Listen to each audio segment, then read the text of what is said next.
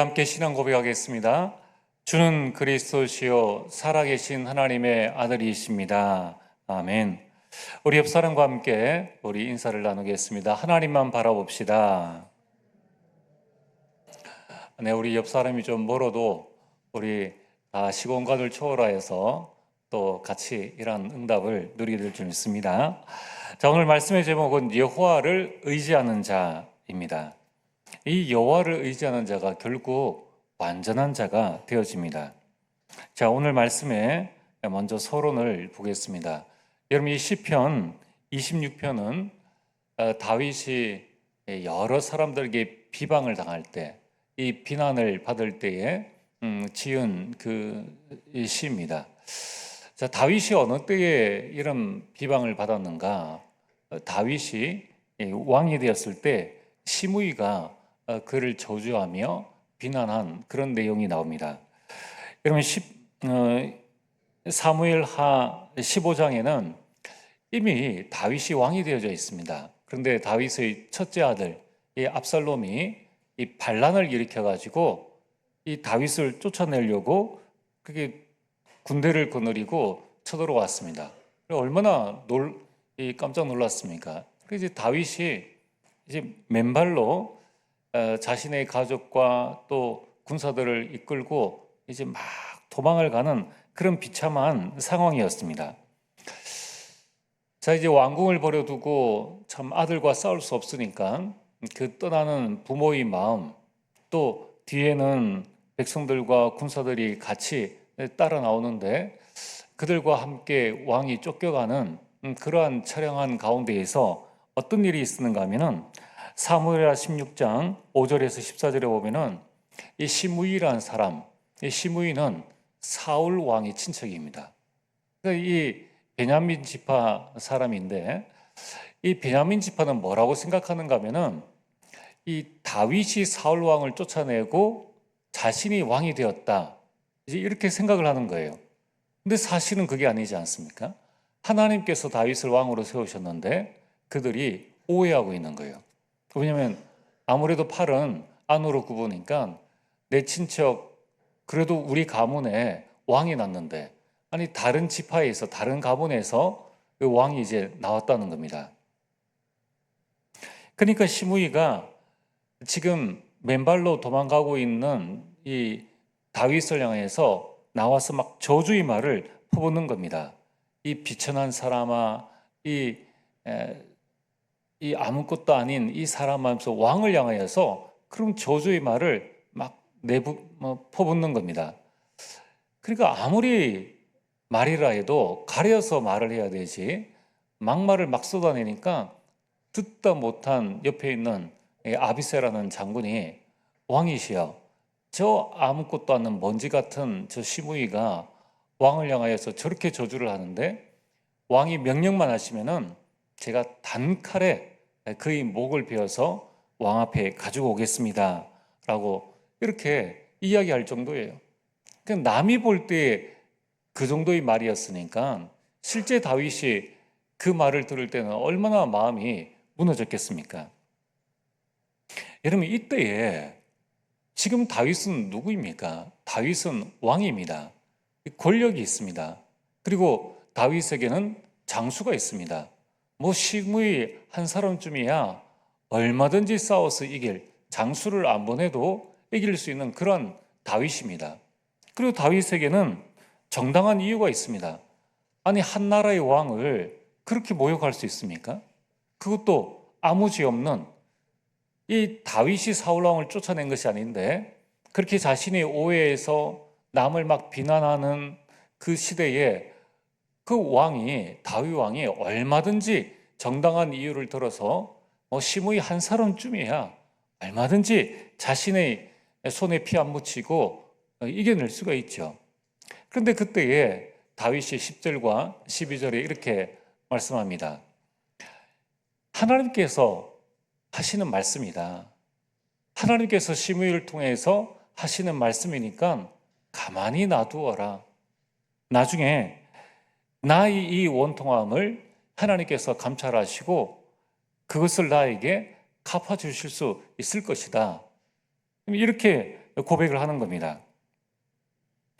그래 이제 다윗이 대응을 안 하니까 이 시므이가 어느 정도냐면은 다윗이 가는 그 길을 산비탈까지 내려와서 돌을 던지면서 먼지를 날리면서 계속 저주를 하는 것입니다.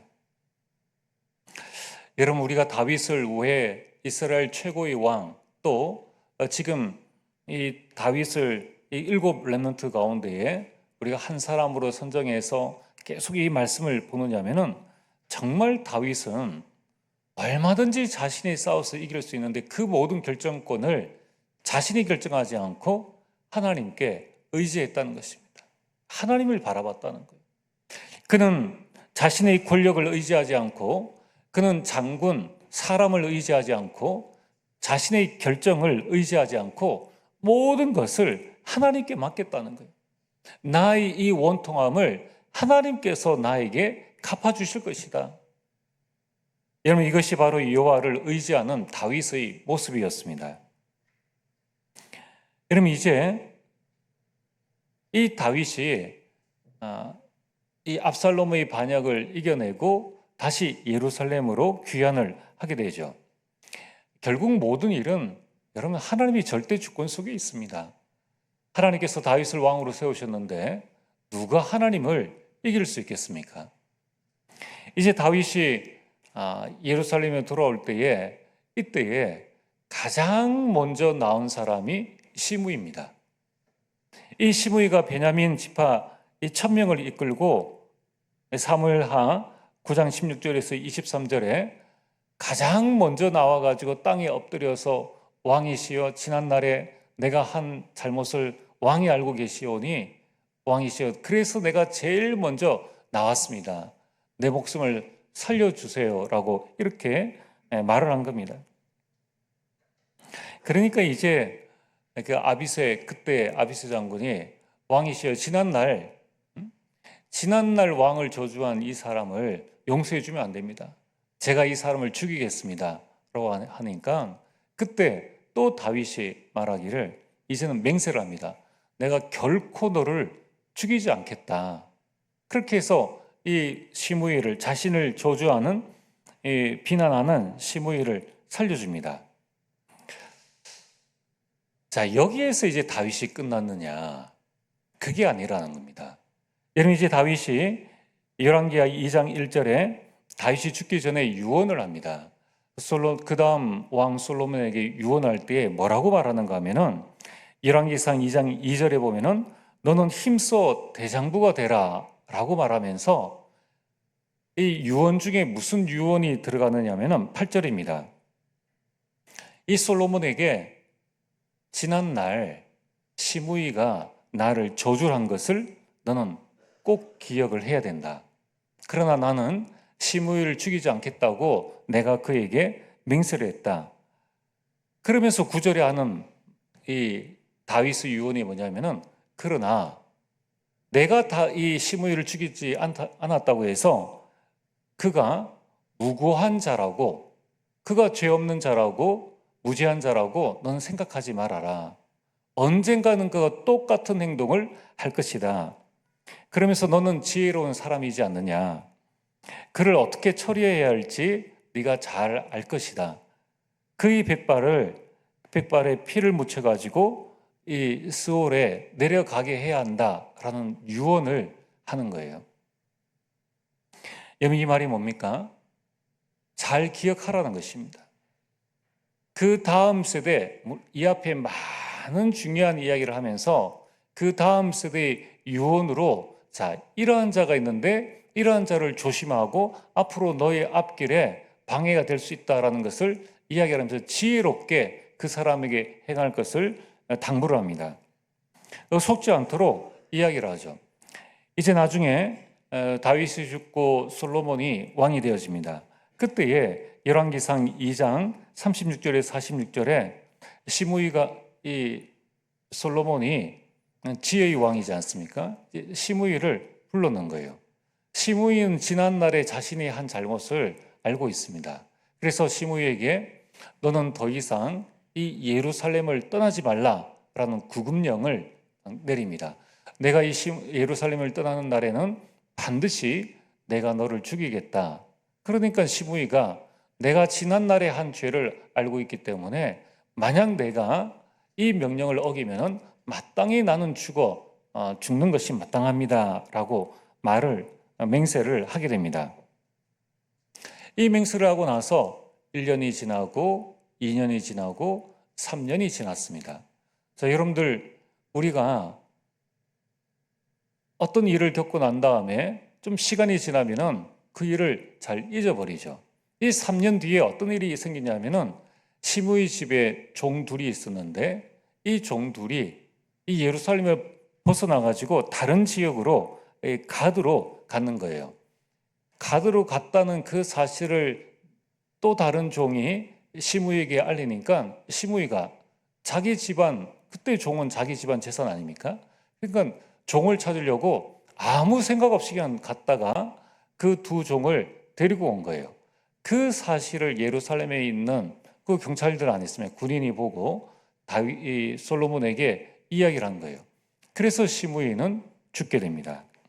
자, 오늘 여러분, 우리가 왜 지금 다윗부터 시작해서 시므이의 그 이야기를 솔로몬까지 계속 이 성경에서 기록을 하고 있고 또 오늘 이 시간 말씀을 드리느냐? 그것은 하나님께서 우리가 무고히 아무 일 없이 비난 듣고 있다는 것을 하나님께서 아시고 하나님께서 갚으신다는 거예요. 여러분들, 우리가 비난을 당할 때에, 우리가 직장 생활을 한다든가 우리가 많은 사회생활을 할 때에 누군가 나를 비난할 때에, 특별히 나의 잘못에 대해서 비난을 한다면 마땅히 받아들이겠지만은, 그러나 그것이 아닌 일을 가지고 비난할 때에 우리가 어떻게 대처를 해야 되겠습니까? 우리가 같이 맞서서 싸워서 되겠습니까? 그럼 이겨도 하나님의 영광이 가려지는 거예요. 여러분, 성경은 이렇게 하나님께 모든 것이 있음을 지금 말씀하고 있다는 것입니다. 그래서 오늘 시편 26편은 이런 비난을 당한 다윗이 어떻게 했는가를 지금 말씀으로 우리에게 전해주고 있는 것입니다. 자, 오늘 본론입니다. 오늘 여러분들이 내가 사회생활과 많은 일을 할 때에 이러한 비난을 당할 때에 기억해야 될 것은, 비난하는 것은 그 사람 몫이에요. 그 사람의 영적 상태, 그 사람의 상태에 따라서 비난을 하는 건데, 중요한 것은 나는 어떻게 해야 될 것인가? 여러분, 우리는 나의 일을 하면 된다는 것입니다. 하나님 자녀로서의 일을 하면 된다는 것입니다. 오늘 다윗은 남이 비방할 때에 자신은 어떻게 행하였는가? 완전함에 행하였다고 말씀하고 있습니다. 여러분, 다윗이 말한 이 나의 완전함, 이 나의 완전함을 오늘 성경에 두 번에 걸쳐서 말씀하고 있습니다. 26편 1절에 내가 나의 완전함에 행하였사오며, 그리고 11절에 보면은 나는 나의 완전함에 행하오리니. 다윗은 많은 비난을 받을 때에 맞서 싸운 것이 아니라 자신의 완전함에 행하였다는 것이에요. 완전함으로 행했다는 것입니다. 여러분, 그 완전함으로 행했다는 것이 뭡니까? 이 땅에서 완전한 사람이 어디 있습니까? 로마서 3장 23절에 모든 사람이 죄를 범하였음에 하나님의 영광에 이르지 못하는 그런 상태인데, 어떻게 우리가 완전함 속에서 행할 수가 있는가? 그게 바로 1절 중간에 나와 있죠. 흔들리지 아니하고. 완전함에 행했다는 것은 내가 어떤 상황, 어떤 말에도 흔들리지 아니하고 여호와를 의지하였다는 거예요. 여호와를 의지하는 것이 바로 완전함에 행하는 것입니다. 자, 여러분들, 우리가 혹시 가난에 있는 분들이 가난을 해결하는 방법은 두 가지가 있습니다. 첫 번째는 많은 돈을 버는 것이죠. 두 번째는 돈 많은 사람과 같이 살면 됩니다. 그러면은 가난한데 가난하지 않아요. 여러분, 우리가 불완전한데 완전하신 하나님과 함께 있으면은 그 하나님을 의지할 때에 나는 불완전해요. 나는 완전하지 않아요. 그러나 하나님과 함께 있으면 나는 완전하다는 것입니다. 여러분, 여호와를 의지하는 자가 완전함에 행하는 자요, 그가 완전한 자라는 것입니다. 여러분, 여기에서 말씀하는 완전함이라는 것은 어떤 삶의 완벽함이나 허물이 없는 그 절대적인 모습을 말씀하는 것이 아니라 하나님과의 관계에서 전적으로 하나님을 의지하는 그 모습, 여러분, 그 상태가 바로 우리의 완전한 모습이라는 것입니다. 그렇다면 여호와를 의지한다는 것은 무슨 말씀입니까? 보이지 않는 하나님을 어떻게 의지할 수 있습니까? 그것은 이 시편에서 계속, 성경에서 계속 말씀하는 게 뭡니까? 여호와를 의지했다, 하나님을 의지했다라고 할 때에 여호와라는 것은 언약의 말씀을 대변할 때에 여호와라는 말씀을 쓰고, 하나님의 능력을 나타낼 때는 하나님이라는 말씀을 쓴다고 누차 말씀을 드렸습니다. 여호와를 의지한다는 것은 하나님의 말씀, 언약을 의지한다는 것입니다. 여러분, 비난 가운데 흔들리지 않고 승리하는 비밀이 무엇인가? 그것은 바로 여호와를 의지하는 것, 언약을 확실하게 붙잡는 거라는 것입니다. 그렇다면 오늘 이 시대에 우리는 현장에서 많은 비난의 말을 듣게 됩니다. 억울하게 우리가 다른 것 하는 것 없는데 복음 전한다고 비난을 받기도 하고, 이 복음 붙잡고 있는데 다른 여러 가지 이야기들을, 같은 교단 안에서도 이런저런 이야기들을 듣게 됩니다. 자, 오늘 여러분들이 그런 많은 말들 가운데서 우리가 어떻게 승리할 수 있는가, 그 세 가지를 오늘 여러분이 붙잡고 하나님 인도를 받아야 되겠습니다. 첫 번째입니다. 여러분, 절대 가능의 언약을 붙잡아야 합니다. 여러분, 지금 세상은 이 사탄의 망대가 굳게 세워져 있습니다. 그게 창세기 3장의 나중심입니다. 그리고 창세기 6장의 물질 중심입니다. 창세기 11장의 성공 중심입니다.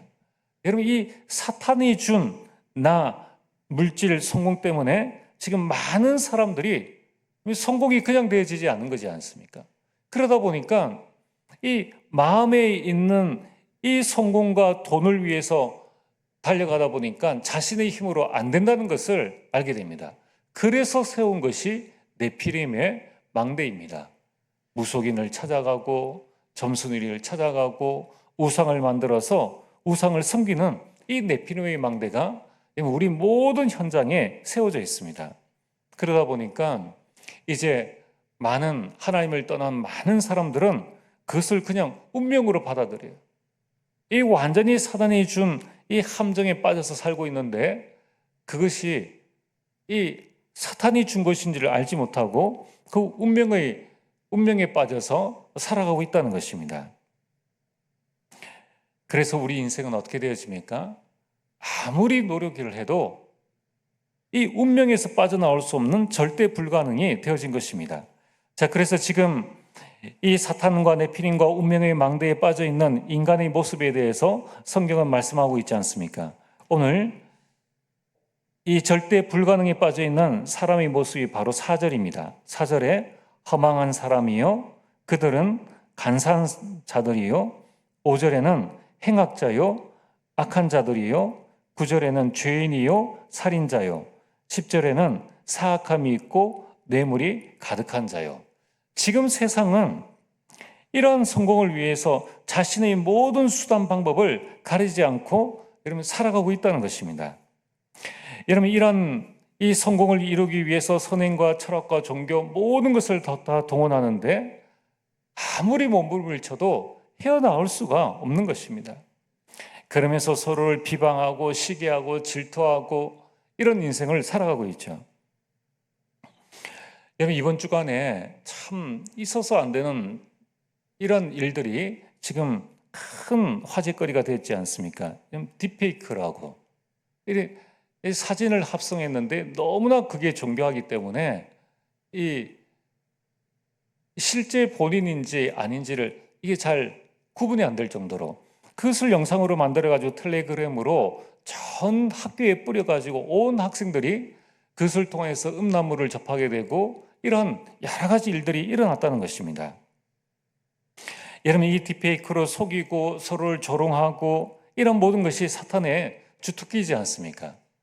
여러분, 앞으로 가면 갈수록 이런 일들은 더 많이 일어난다는 거예요. 왜 그렇습니까? 이 영적 갈증을 해결할 수 없기 때문입니다. 여러분, 여기에 영원한 절대 가능의 언약이 뭡니까? 그래서 하나님께서 우리에게 그리스도를 주셨다는 거예요. 사단에 붙잡힌 우리 인생을 건져낼 수 있는 유일한 방법은 바로 여자의 후손, 그리스도밖에 없다는 것입니다. 오늘 우리는 내 안에 그리스도의 망대를 굳건히 세워야 됩니다. 그리스도의 망대가 뭡니까? 그리스도는 완전한 분이시다. 그리스도는 내 인생 모든 문제를 해결하신 분이시다. 그리스도 한 분만 있으면 충분하다. 이것을 우리 영혼 속에 분명히 세워나가야 됩니다. 그래서 오늘 이 시간 여러분이 절대 가능의 언약을 붙잡게 되기를 주의 이름으로 축복합니다. 두 번째는 평생의 언약을 붙잡아야 합니다. 여러분, 어떻게 하면 우리가 이 세상 가운데 많은 비난, 많은 사람들의 소리에 흔들리지 않고 승리할 수 있습니까? 그게 바로 내 속에 평생의 언약을 붙잡아야 한다는 거예요. 여러분, 가장 먼저 여러분이 나에 대한 평생의 언약을 붙잡아야 합니다. 여러분들은 누구입니까? 여러분들 하나님의 자녀입니다. 여러분 하나님의 상속자입니다. 이 하나님의 말씀이 나에게 언약으로, 약속의 말씀으로 정확하게 붙잡혀져야 된다는 거예요. 여러분들이 하나님의 자녀요, 하나님의 상속자로 왜 지금 오늘날까지 살게 하셨습니까? 거기에는 하나님의 이면 계약이 있다는 거예요. 그 이면 계약이 무엇인지를 발견해야 됩니다. 여러분, 하나님과 나와의 이면 계약이 뭡니까? 하나님과 저와의 이면 계약은 하나님께서 저를 목회자로 부르신 것입니다. 그렇다면 오늘 하나님께서 여러분들을 교회에, 여러분 가정에 부르신 이유가 무엇입니까? 누구로 부르셨습니까? 여러분, 그 언약을 정확하게 붙잡으셔야 하는 거예요. 여러분, 그때의 여러 사람들이 말에 흔들리지 않습니다. 여러분, 직장 가보세요. 누가 교회에서는 장로라고 해도 직장 가면은 다 사원입니다. 아유, 장로님 오셨습니까? 이렇게 말하지 않습니다. 그냥 월급 주고 끝나는 일개 사원이라는 거예요. 여기에서 사장과 나와의 관계에서 사장의 말이 먼저 들리면은 우리는 결국 실패하고 만나는 것입니다.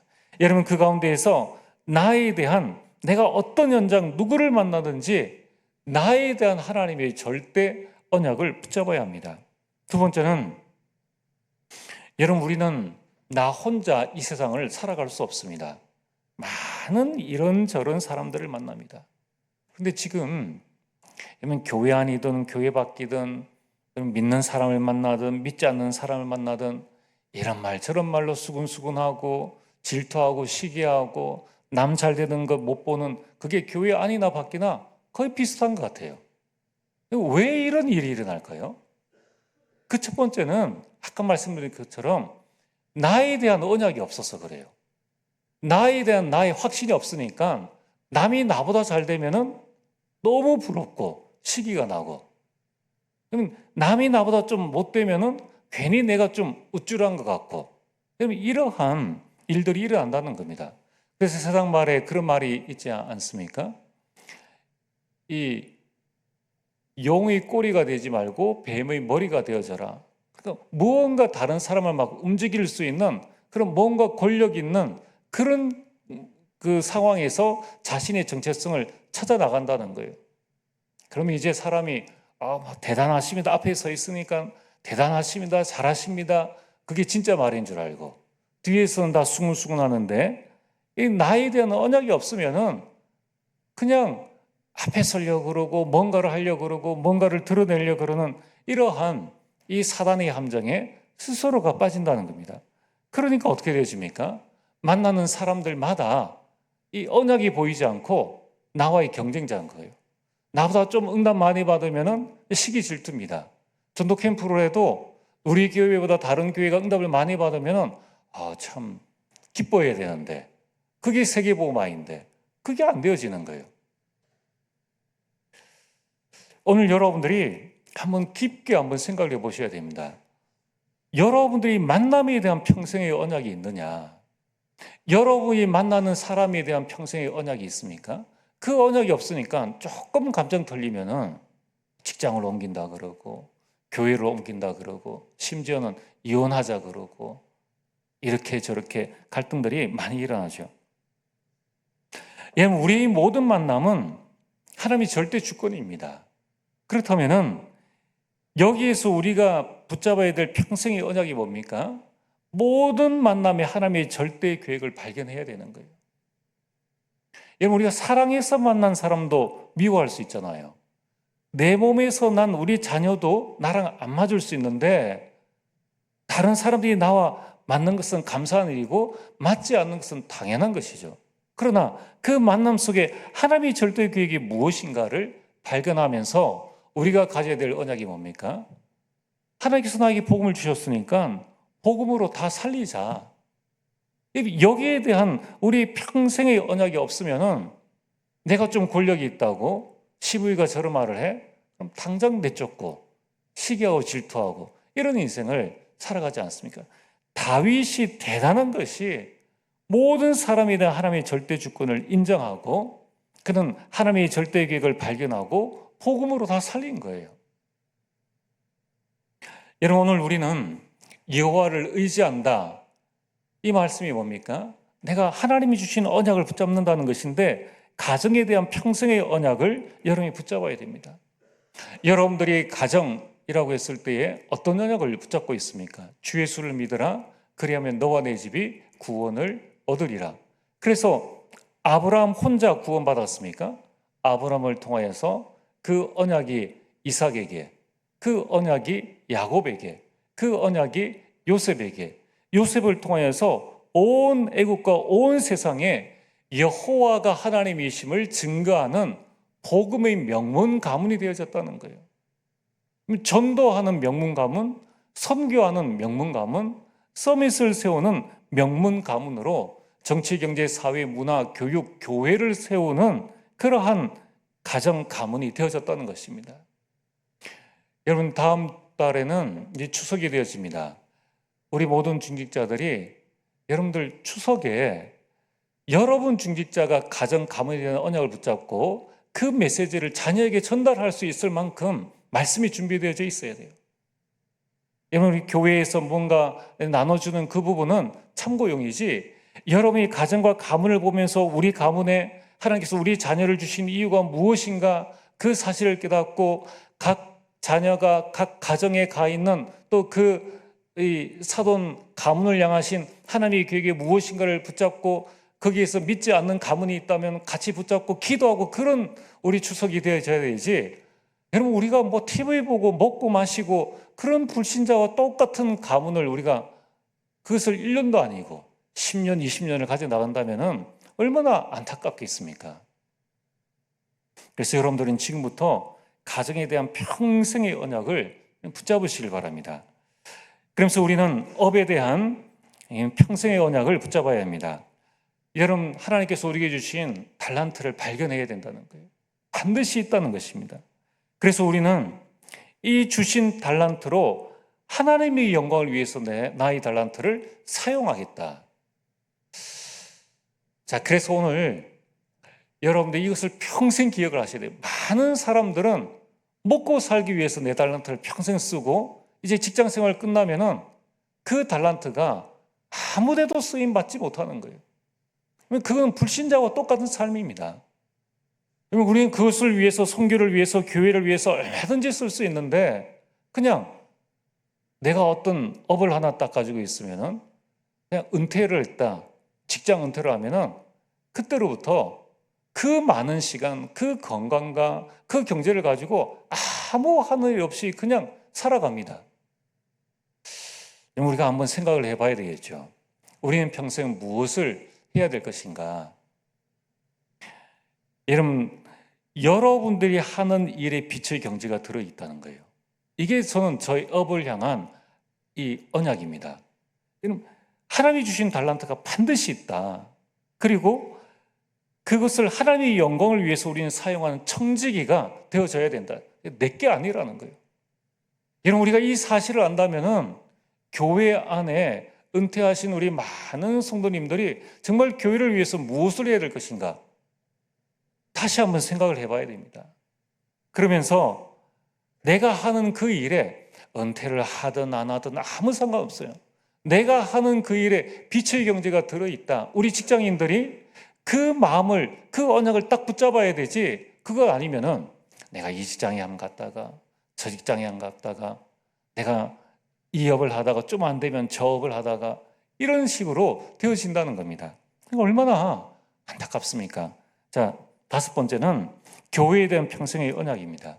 저는 교회에 대한 평생의 언약이 뭐냐? 하나님이 원하시는 교회를 만들어야 된다. 하나님이 주인된 교회를 만들어야 된다는 거예요. 그럼 어떻게 해야 됩니까? 내가 없어도 되는 교회. 그럼 지금 세상 교회 하면 다 보세요.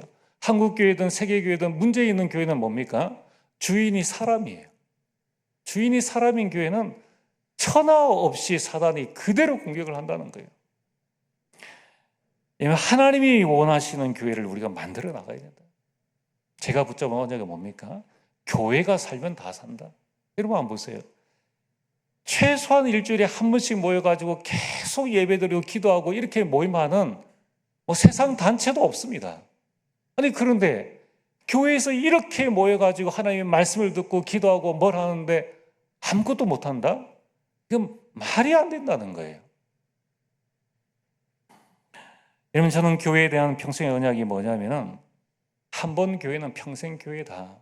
한 번 교회는 평생 교회. 여러분, 우리 교회에서 문제가 있어서 다른 교회 가잖아요. 다른 교회는 문제 없겠습니까? 모를 뿐이지. 그리고 그냥 관여 안 할 뿐이지. 그렇다고 해서 다른 교회 가지 말라, 그게 아닙니다. 여러분이 신앙생활을 가장 잘할 수 있는 교회로 인도받는 것이 가장 중요하죠. 그러나 여러분들이 교회를 옮긴다든가 무슨 일을 할 때에 문제 때문에 교회를 옮기지 말라는 거예요. 왜냐하면 교회의 주인은 하나님이십니다.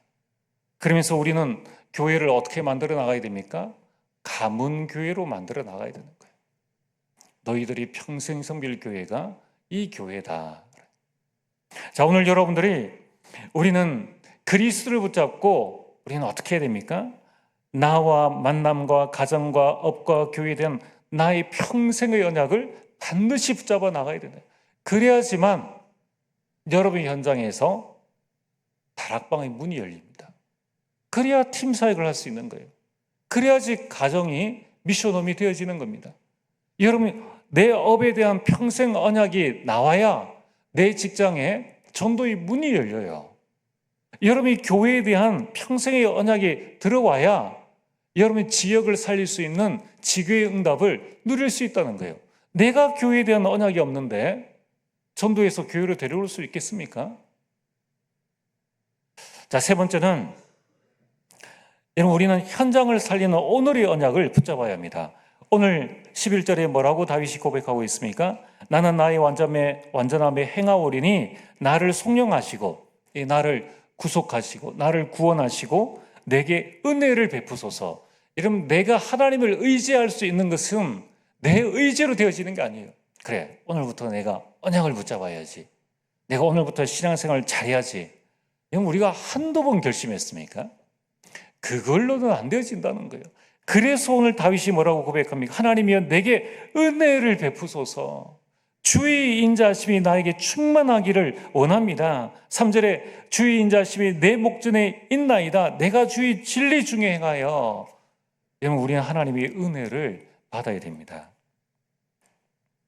여러분, 9살 난 청년, 이 소년이 부모님을 따라서 미국에 이제 가게 되었습니다. 그가 좀 공부를 해서 미국에 있는 아주 좋은 대학 법대에 들어가서 공부를 하는 중에 약혼녀도 만나고 결혼을 작정을 하게 되었습니다.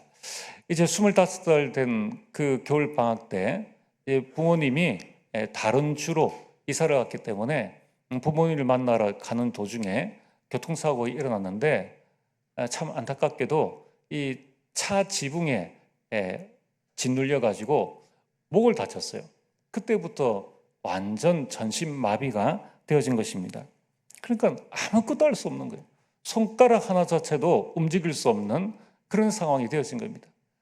수술실에서 수술을 하고 나와서 눈을 떠서 뭔가를 움직이려니까 아무것도 움직이시지 않는 겁니다. 당연히 어떻게 합니까? 하고 포기해야 되죠.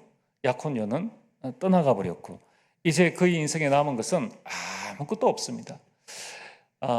거지가 잃은 것과 이런 부자가 재산을 잃은 것과는 하늘과 땅 차이죠. 그 법대생이 앞으로 판사 검사를 꿈꾸고 있는 그 법대생이 잘 나갔기 때문에 약혼녀도 있었고 결혼을 작정한 그 상태에서 한 번의 교통사고로 완전 모든 것을 잃어버린 그런 상황이 되어진 것입니다. 그는 병원에서 옥상에 올라가서 죽을 결심도 했지만은 이 순간순간마다 이 부모님에 대한 생각과 또 그가 하나님을 믿는 사람이기 때문에 하나님에 대한 생각이 들어서 죽을 수가 없는 거예요. 그러나 이 현실의 고통을 그가 이겨낼 수는 없는 것입니다.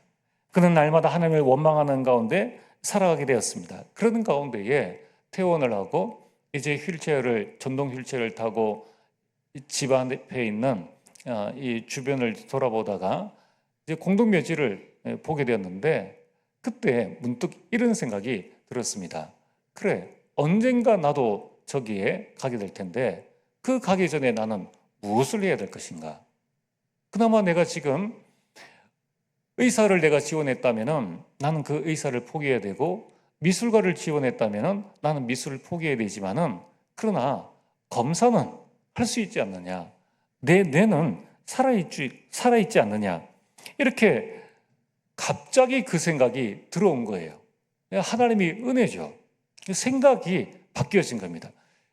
그 생각 하나만 딱 들어왔는데 그때부터 무언가 모르게 자신의 가슴 속에 새로운 희망과 새로운 도전의식과 오늘에 대한 이 힘이 이제 생기기 시작한 것입니다. 그래서 그는 그때부터 하나님께 기도하면서 이 팔에 고리를 만들어 가지고 펜을 끼워 가지고 컴퓨터를 하나씩 자판을 찍어가는 그런 연습을 부단히 남은 1초 만에 끝날 걸 1시간이 걸려서 하나를 하더라도 그런 시간을 많이 지나게 되었습니다. 이후에 그는 33살에 미국의 최연소 부장 검사가 되어지고 그리고 부장 판사가 되어졌습니다. 그 사람 이름이 정범진입니다. 그분이 한 이야기 중에 이런 말이 있습니다. 삶은 하나님 주신 고마운 것이니 낭비하지 마세요. 물론 이제 인터뷰하는 가운데 했기 때문에 여러 하나님에 대한 부분을 많이 말할 수는 없었겠죠. 여러분, 우리가 오늘 하루를 살아가면서 우리가 해야 될 것이 무엇인가? 하나님은 우리에게 24시를 주셨습니다. 하나님은 우리에게 오늘을 모든 사람에게 똑같이 주셨다는 거예요. 그렇다면 오늘 우리가 해야 될 게 뭡니까? 하나님께서 나에게 주신 평생의 언약을 붙잡고 오늘을 성공시키는 것입니다. 어떻게 말입니까? 여러분, 매일매일마다 오늘 나에게 주신 하나님의 말씀, 그 말씀을 탁 붙잡는 거예요. 그 말씀이 강단 메시지든 또는 성경에서 말씀이든지 뭐든지 괜찮습니다. 여러분, 그 말씀을 딱 붙잡는 거예요. 그리고 오늘의 기도, 그리고 오늘의 전도를 붙잡는 겁니다. 여러분, 오늘을 붙잡는 거예요. 여러분, 오늘을 살리게 될 때에 내가 있는 그 현장을 살리게 되는 것입니다. 오늘 말씀의 결론입니다. 이제 우리는 금토일 시대의 주역으로 하나님께서 저와 여러분들을 부르셨습니다. 여러분, 아까 서론에 말씀드린 것처럼 다윗은 솔로몬에게 아주 중요한 자신의 유언을 전달했습니다. 너는 대장부가 되어지고 이러이러한 사람들에게 이렇게 해라는 부분을 죽기 전까지 명확하게 기억하면서 중요한 내용들, 언약들을 전달했다는 것입니다. 여러분, 우리는 우리 후대들에게 무엇을 전달할 것인가? 여러분, 이 일을 위해서 가장 먼저 해야 될 게 뭐냐면 나의 금토일 시대를 열어나가야 됩니다. 나의 금요일 시대, 나의 토요일 시대, 나의 주일 시대를 먼저 열어나가야 된다는 거예요. 여러분, 그래서 하나님께서 우리에게 매주 말씀을 주시는데 우리가 현장 나가면은 자꾸 이것을 까먹잖아요. 이게 사단의 전략이지 않습니까? 그래서 우리는 매일 하나님께서 나에게 주신 것을 각인하고 뿌리내리고 체질 만드는 본격적인 금토일 시대를 만들어야 한다는 거예요. 그래서 안 속아야 된다는 거예요. 여러분, 이 비난의 말, 여러 가지 일들에 우리가 안 휘둘려야 된다는 것입니다. 베드로전서 5장 8절에 이 눈에 보이지 않는 사단이 우는 사자와 같이 두루다니며 삼킬 자를 찾고 있다는 거예요. 이때 우리는 뭘 해야 됩니까? 집중해야 한다는 거예요. 우리는 삼집중, 아침, 낮, 밤 삼집중을 통하여서 하나님께서 나에게 주신 힘, 오력을 회복해야 합니다. 여러분, 우리는 세팅해야 됩니다. 자꾸 여러분 자신을 세팅을 해야 돼요. 우리는 나이에 따라서 우리를 세팅하잖아요. 내 나이가 얼마니까 이 나이는 무슨 음식을 먹고 무슨 운동을 하고 이런 것으로 편집하고 설계하고 디자인하고 이렇게 합니다. 여러분들이 하나님께서 나에게 주신 이 평생의 언약과 이 절대 가능의 이 언약을 붙잡고 나를 자꾸 세팅을 해나가서 나 자신을 치유해 나가야 됩니다. 그래서 나의 금토일 시대를 열어나가야 돼요. 이때 여러분들이 응답을 가지고 이제 도전하게 되는 것입니다. 그게 삼응답이라는 거예요. 자, 오늘 여러분이 주중에 주신 말씀을 잘 기억하시고 다윗이 걸었던 그 축복들, 여호와를 의지하는 그 축복을 누리게 되기를 주의 이름으로 축복합니다. 오늘 주신 말씀을 기억하면서 찬송가 449장 찬양을 함께 드리겠습니다.